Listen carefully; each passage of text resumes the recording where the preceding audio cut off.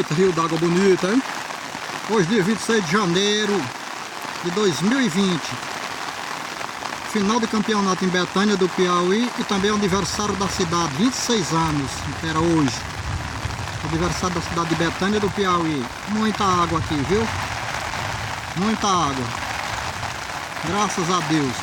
Nós teremos chuva aqui com abundância aqui. Todos os meses de janeiro, esses dias de janeiro já foi de abundância. E aqui agora eu estou entrando dentro do rio. Entrando dentro do rio d'água aqui, ó.